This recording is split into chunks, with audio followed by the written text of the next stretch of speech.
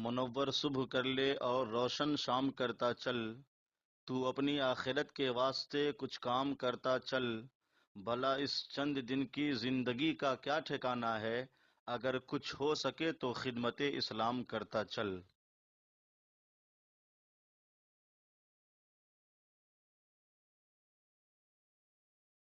سورہ ہود کی آیت نمبر 61 سورہ ہود کا چھٹا رکوع اور 12ویں پارے کا بھی یہ چھٹا رکوع ہے۔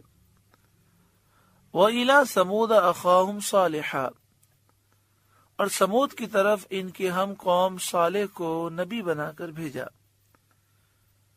قَالَ، تو حضرت صالح علیہ السلام نے اپنی قوم سے فرمایا، یا قوم اعبدوا اللہ ما لکم من الہ غیرہ، اے میری قوم اللہ کی عبادت کرو، اس کے سوا تمہارا کوئی معبود نہیں، یعنی اللہ کی وحدانیت مانو، اس بات کو مانو اللہ وحدہ لا شریک ہے، صرف وہی عبادت کا مستحق ہے۔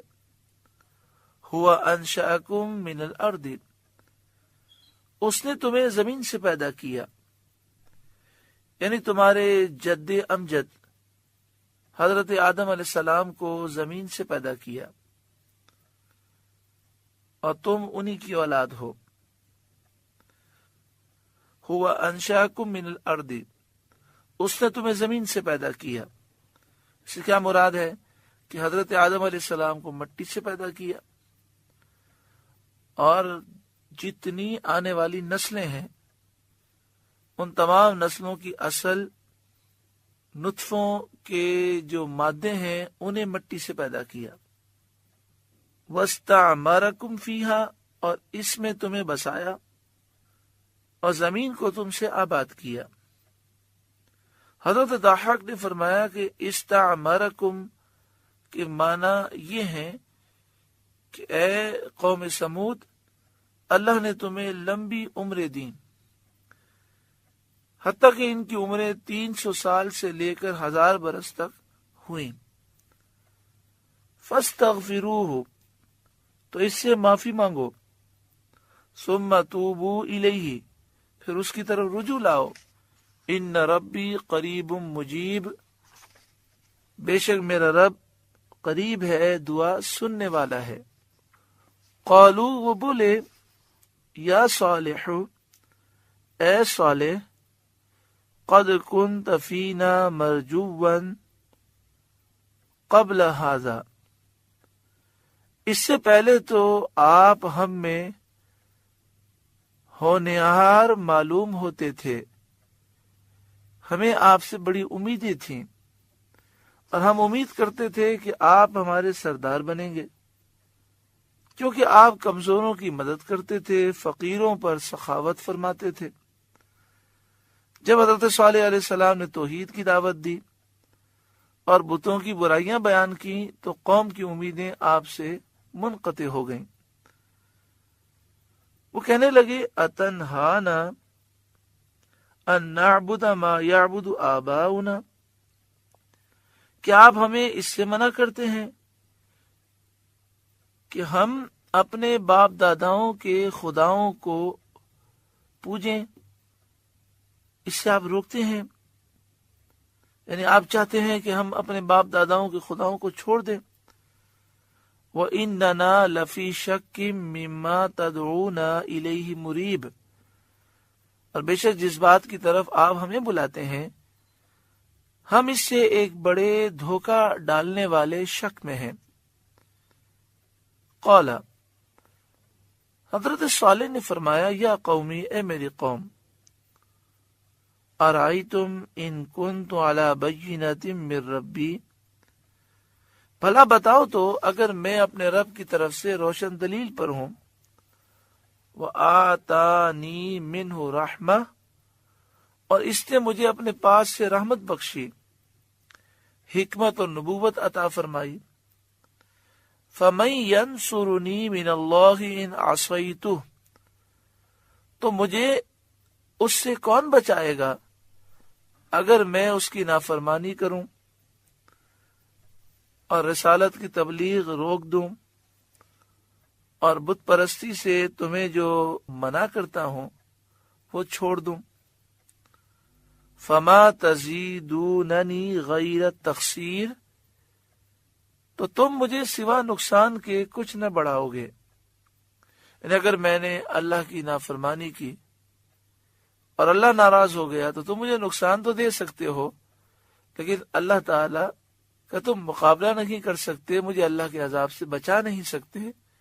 معنی یہ ہے کہ اے میری قوم، میں اللہ کا پیغام تمہیں ضرور پہنچاؤں گا اور میں حق بات کہتا رہوں گا۔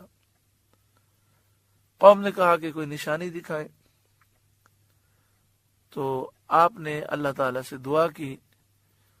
قوم نے یہ نشانی طلب کی تھی کہ پہاڑ پھٹ جائے، اس سے اونٹنی نکلے، تو وہ اونٹنی آپ کی دعا سے پہاڑ سے نکلی۔ انہوں نے کہا تھا اونٹنی نکلے اور وہ 10 مہینے کی حاملہ ہو، نکلنے کے بعد بچے کو جنم دے، تو اونٹنی نے بچے کو جنم دیا، جس کا مکمل بیان سورہ اعراف میں ہو چکا ہے۔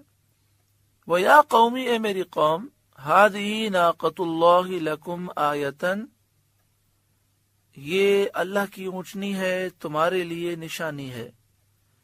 فَذَرُوهَا، تو اسے چھوڑ دو، تَأْكُلْ فِي أَرْضِ اللَّهِ، کہ اللہ کی زمین میں کھائے، وَلَا تَمَسُّوهَا بِسُوءٍ، اور اسے بری طرح ہاتھ نہ لگانا، فَيَأْخُذَكُمْ عَذَابٌ قَرِيبٌ، کہ تم کو نزدیک عذاب پہنچے گا۔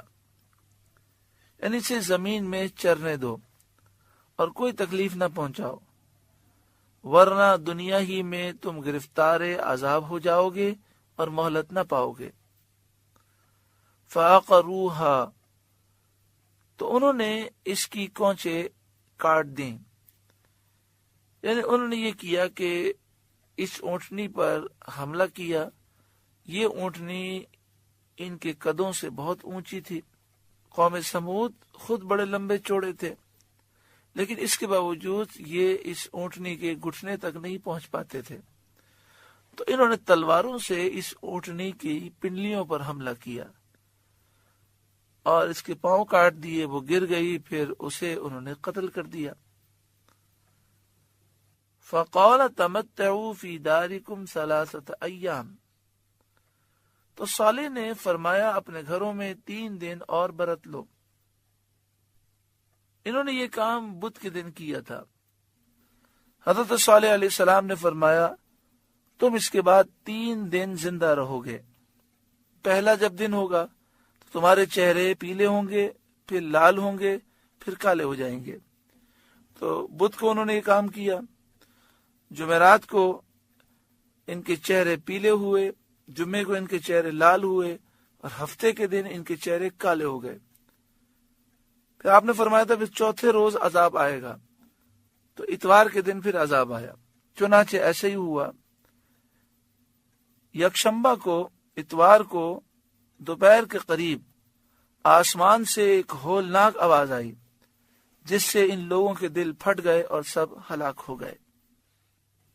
اونٹنی کو تو ان لوگوں نے شہید کر دیا۔ اونٹنی کا جو بچہ تھا وہ ان کے قابو میں نہ آیا اور وہ جنگلوں میں کہیں نکل گیا۔ اس کے بعد وہ کہاں گیا اس کے بارے میں لوگ نہیں جانتے۔ ذالک وعد غیر مکذوب، یہ وعدہ ہے کہ جھوٹا نہ ہوگا۔ آپ نے فرمایا کہ 3 دن اپنے گھروں میں اور برت لو، یہ وعدہ ہے کہ جھوٹا نہ ہوگا، تو جیسا فرمایا تھا ایسا ہی ہوا۔ فلما جاء امرنا نجینا صالحا، پھر جب ہمارا حکم آیا ہم نے صالح کو نجات دی۔ والذین آمنوا معه، اور ان کے ساتھ جو مومن تھے انہیں نجات دی۔ برحمت منا، اپنی رحمت فرما کر ان بلاؤں سے انہیں بچا لیا۔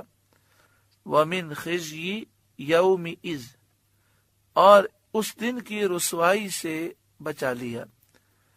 ان ربک هو القوی العزیز، بے شک تمہارا رب قوی عزت والا ہے۔ وَأَخَذَ الَّذِينَ ظَلَمُوا الصَّيْحَةُ، اور ظالموں کو چنگار نے آ لیا، یعنی ہولناک آواز نے انہیں پکڑ لیا، جس کی ہیبت سے ان کے دل پھٹ گئے اور وہ سب کے سب مر گئے۔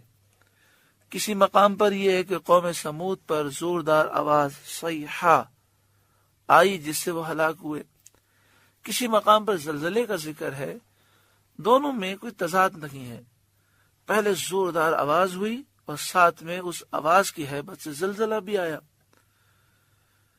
تو وہ جو آواز کی ہیبت تھی اس سے ان کے ہارٹ فیل ہو گئے۔ فَأَصْبَحُوا فِي دِيَارِهِمْ جَاثِمِينَ، تو صبح اپنے گھروں میں گھٹنوں کے بل پڑے رہ گئے۔ كَأَن لَّمْ يَغْنَوْا فِيهَا، گویا کبھی یہاں بسے ہی نہ تھے۔ الا سن لو، ان ثمود کفروا ربهم، بے شک سمود اپنے رب سے منکر ہوئے۔